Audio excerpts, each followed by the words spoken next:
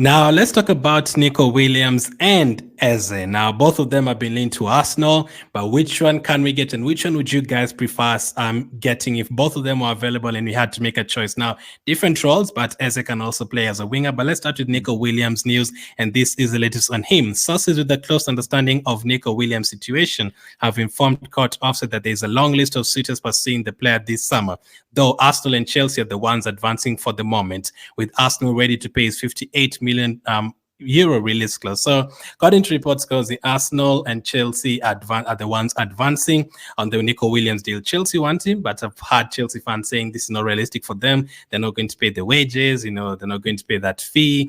Why would Nico Williams want to move to them in terms of Conference League? So if it's up to us, between us and Chelsea, and not really the Barcelonas of this world, would you be confident in getting this deal done and you're not worried about Chelsea at all? It'd be like, okay, it's only us in Chelsea.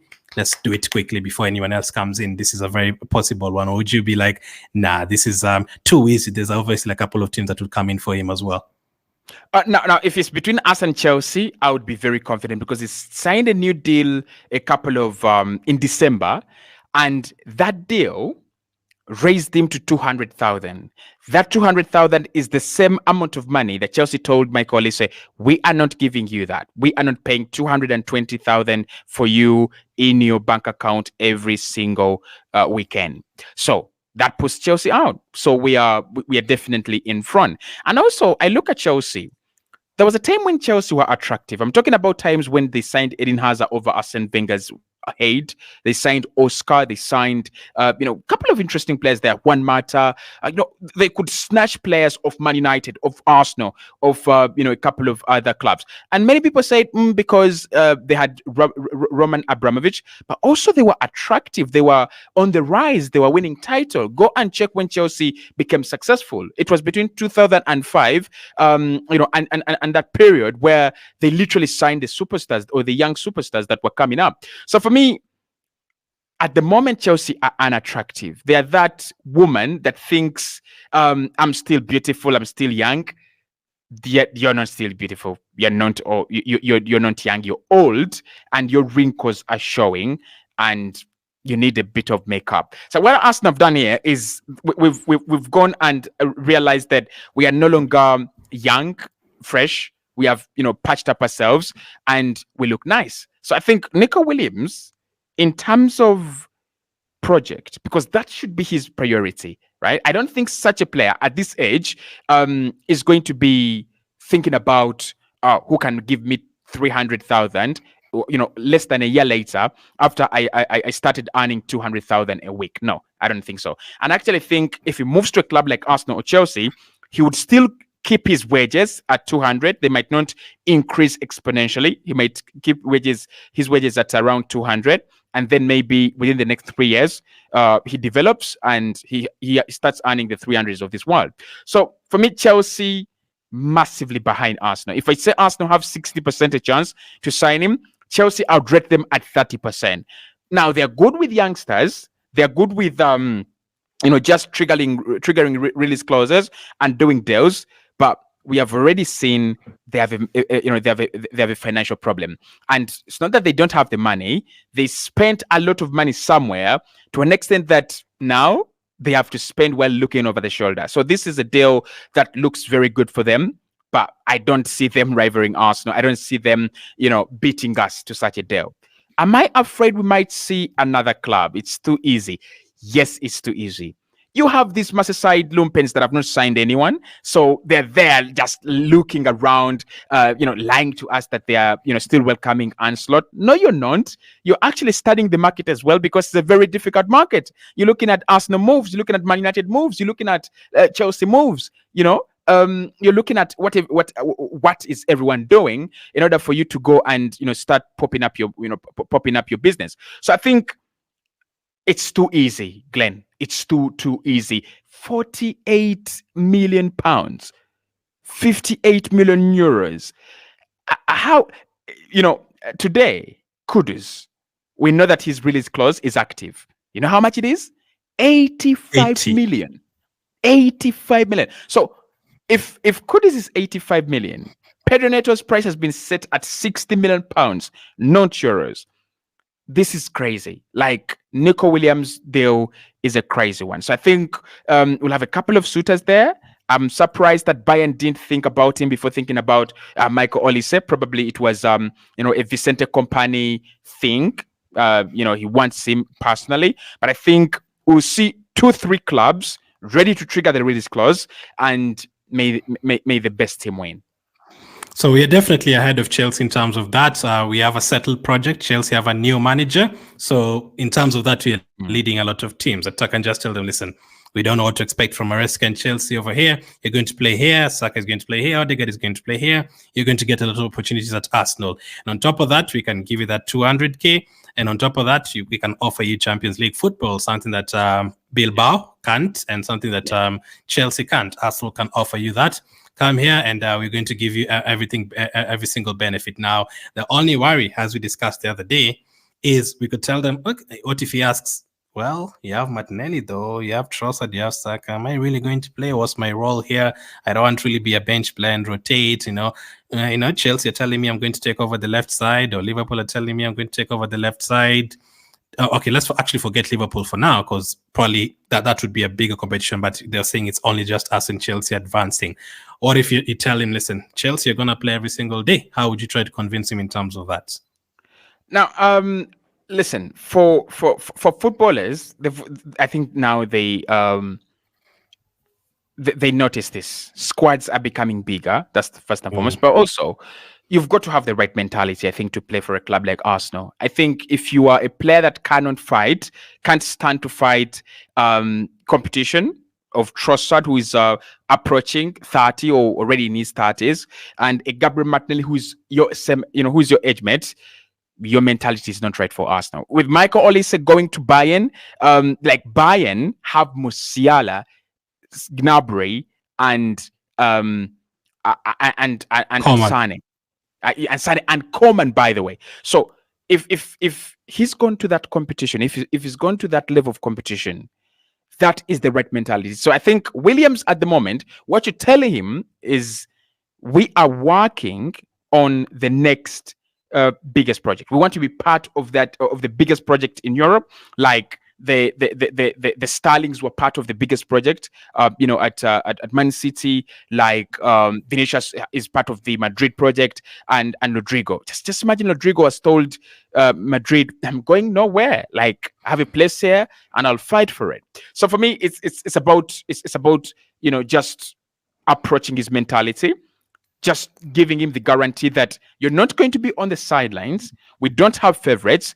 You are meriting the performance, the signature to Arsenal, and you will merit you starting in the squad with your performances. It's as simple as that. Look at Emile Smith-Rowe, one of the best players at Arsenal 3 years ago. 2 years later, has not kicked a ball at Arsenal, and Arsenal have scored more goals in those years. They have defended better, they have controlled more games, and they have come closer to winning the Premier League twice, back in the Champions League quarterfinals, of the Champions League. And you're like, okay, how did I miss all this? If you're Emile Smith-Rowe, so for me, you would give him assurances, obviously, that Saka is not going to be playing as many minutes as he's been playing, with injuries, without an option. You will be that option. You will always give us that different option. If we need a tactical change, if we need to do this and this is how we visualize you in the squad. But most importantly, you've got to appeal to his mentality. You're a young guy. You're coming here to build a dynasty, and you're not building a dynasty without competition. Absolutely. Now, let's say Barcelona end up scooping him, and that's the chicken part of the menu gone. You've reached the buffet, the chicken is over, but there's still some hamburgers and stuff, and you're like, oh, I don't mind hamburgers. I love both chicken and hamburgers, and the chicken has already gone, but the hamburger is still available. Let's talk about Eze. I don't know how good of an analogy that is, or how crazy it is. Everyone at Arsenal love Eberechi Eze, and they view him as someone who can play left wing or left central midfield. However, as Palace want £50 million of the 60 million clause paid up front, it remains to be seen whether Arsenal will pursue him at that price. So, first of all, would you be happy with Eze as an alternative for Nico Williams, or would you actually go for Eze first because he can play both of those positions? Would you prefer a left central midfielder who can play as a left winger, or would you prefer a left winger who can also play as a right winger?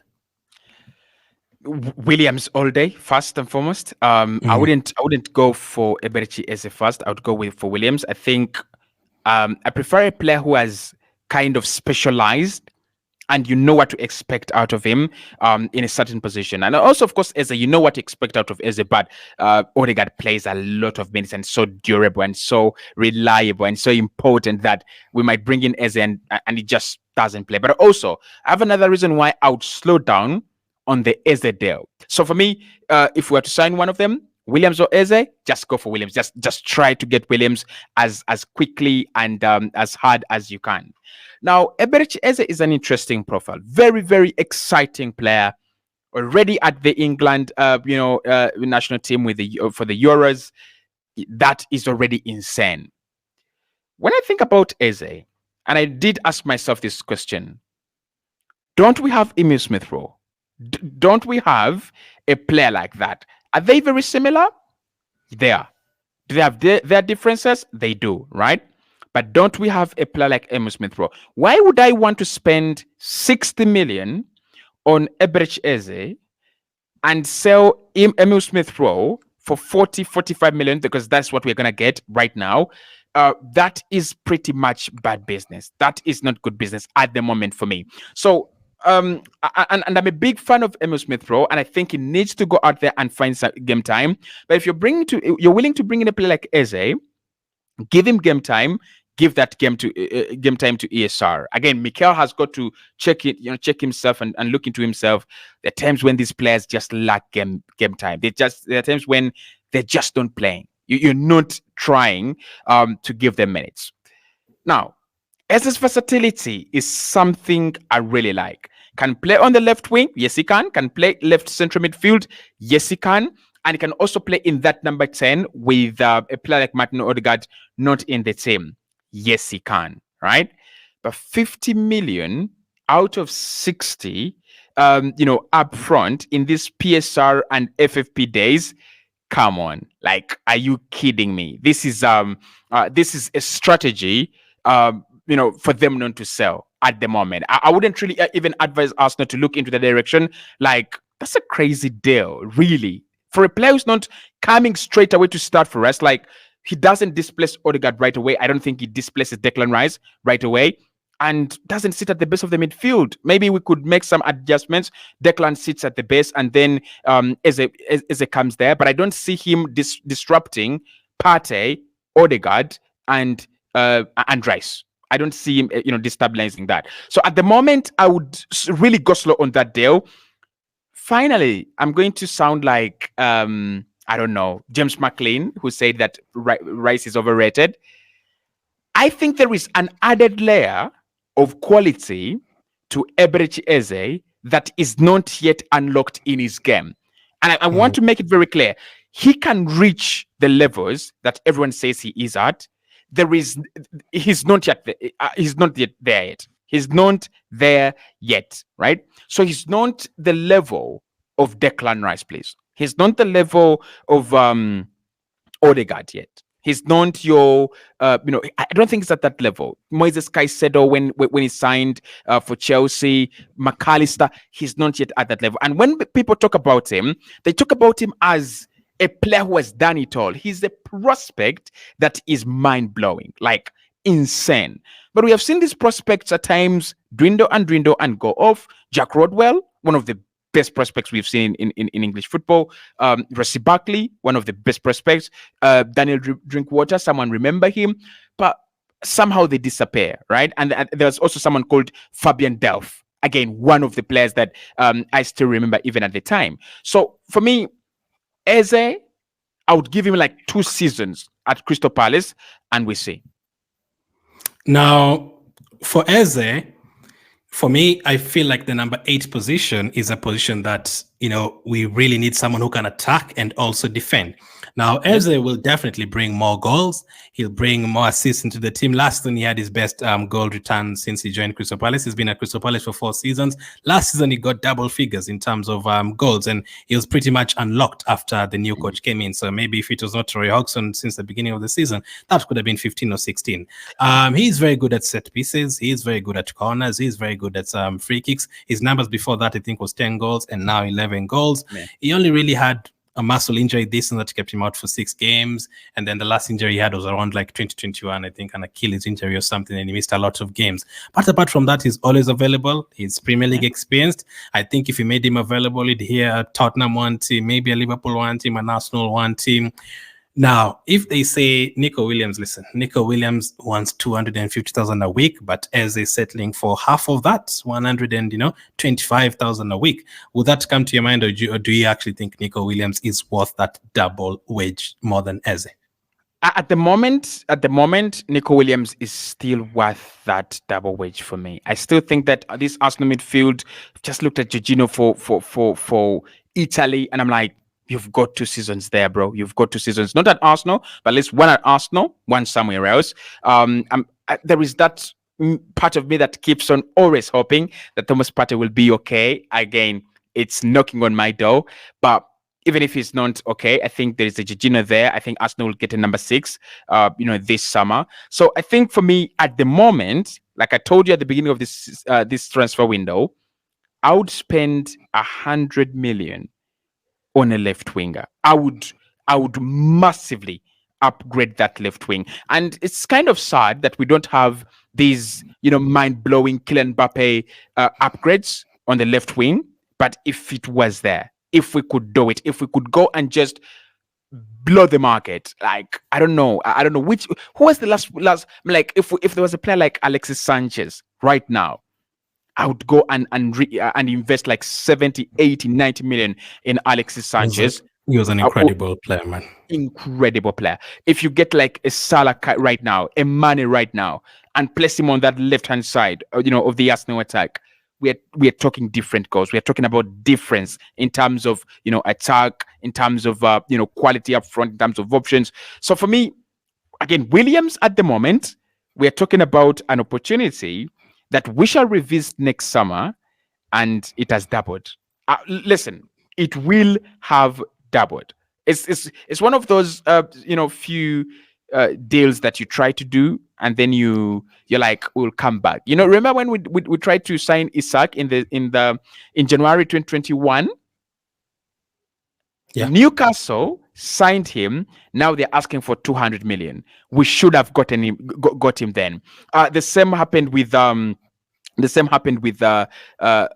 think it was it Pino? I think it was Jeremy Pino. Arsenal had a chance to trigger his release clause. By the time we went back, the Villarreal player. By the time we went back, Villarreal had already agreed a new deal with them, and everything was different. And then Bruno Guimaraes had a chance to sign him at Lyon, waited a little bit, said no, let him go to Newcastle. We wanted him. He's 100 million. So for me, at the moment, Williams, if you can get that deal done, waste no time.